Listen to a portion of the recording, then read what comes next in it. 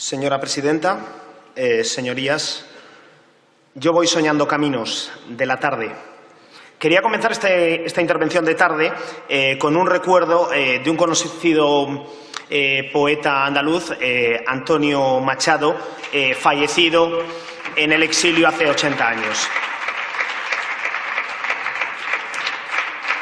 Y sí, señorías, lo hago sin pedir permiso ni al PSOE ni al Gobierno del Partido Socialista.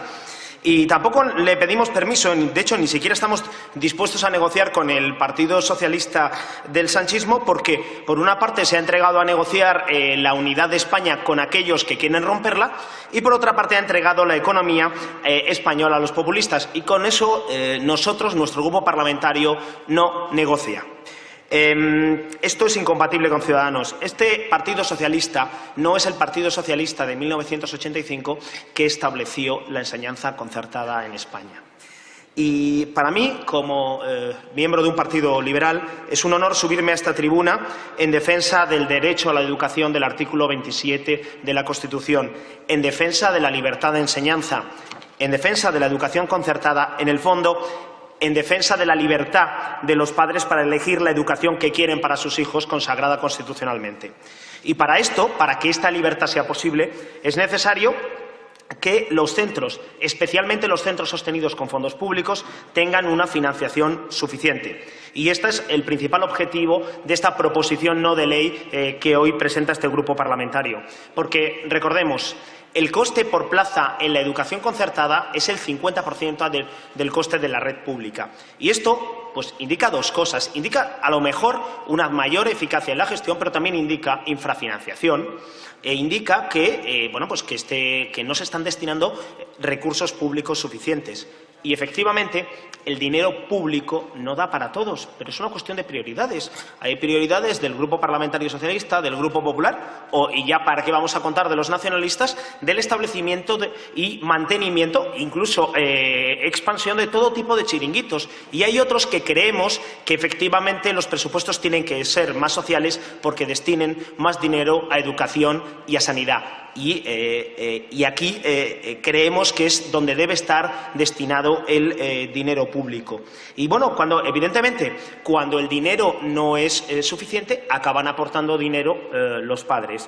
Y ante esto y ante el cambio del Partido Socialista nos hemos encontrado con que hay una guerra contra la educación concertada, pero que esta guerra no solamente ya es ideológica, sino empezamos a tener ya también una guerra fiscal. ¿Por qué? Porque el señor Sánchez, cuando algo no le gusta, lo que hace es intentar establecerle un impuesto. Bien abiertamente, como ha hecho, por ejemplo, no sé, con la banca o los especuladores, o bien por vía oblicua, que es la cuestión de eliminar las deducciones a la enseñanza concertada. Ante esto, la portavoz de mi grupo, Marta Martín, y yo presentamos unas preguntas relativas a qué estaba ocurriendo con esta cuestión de las deducciones a la enseñanza concertada. Y la respuesta que nos vino, bastante críptica, venía a decir que las deducciones a la concertada había que comprobarlas todas, porque no cumplían ninguna de ellas los requisitos. Posteriormente, la ministra de Hacienda, públicamente, lo que dijo es que las deducciones a la concertada no es que hubiese que comprobarlas todas, sino que se iba a requerir a los padres para que presentasen declaraciones complementarias. Y después de esto, pues no hemos visto reacciones de otros grupos políticos, quizás con la excepción del antiguo director general de la Agencia Tributaria, Ignacio Ruiz Jarabo, con el Partido Popular, que decía que los padres estaban todos deduciéndose incorrectamente y que tenían que presentar declaraciones complementarias. Mire, soy inspector de Hacienda y yo creo que cualquier contribuyente tiene derecho, como mínimo, a que le comprueben algo antes de que una serie de señores, en abstracto, digan que lo ha hecho todo mal.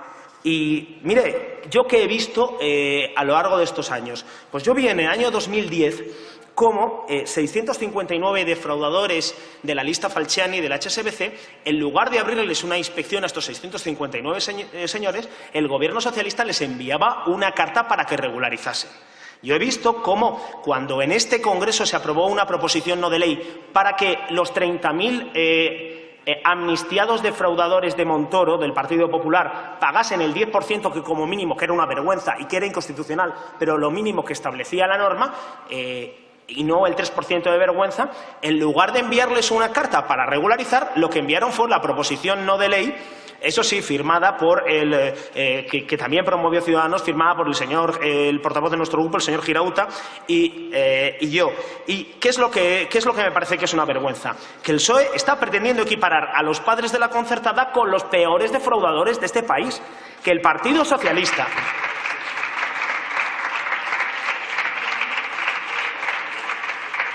a padres que lo único que han hecho es confirmar un borrador, quiere cobrarles, si tienen 2 hijos en la enseñanza concertada, 3.000 euros más sanciones e intereses por el hecho de tener por haber realizado la declaración de la renta confirmando los correspondientes borradores. En realidad es que, en fin, a estas alturas y quedando unos días para que se convoquen elecciones, yo, señorías, de los distintos grupos políticos, no les voy a pedir que voten a favor de esta proposición no de ley. Lo que les voy a pedir es que tengan el valor de subirse aquí y decirle a los españoles qué es lo que quieren hacer con los impuestos y con la enseñanza concertada, con el modelo educativo que tenemos. Yo les puedo decir en nombre de Ciudadanos que nosotros lo que vamos a hacer es, en primer término, destinar los recursos escasos de la lucha contra el fraude a donde hay de verdad bolsas reales de defraudación. A mí se me caería la cara de vergüenza diciéndole que tienen que regularizar los padres de la enseñanza concertada, que, por cierto, estamos hablando de 1,5 millones de familias, y que, sin embargo, los ministros que tienen una sociedad interpuesta lo que han hecho es actuar muy correctamente para pagar menos impuestos.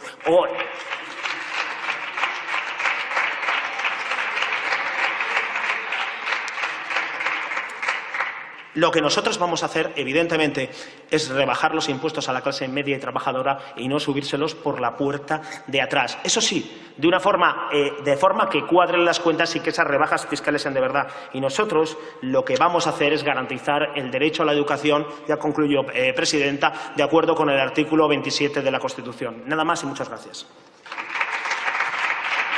Muchas gracias, señor de la Torre Guía.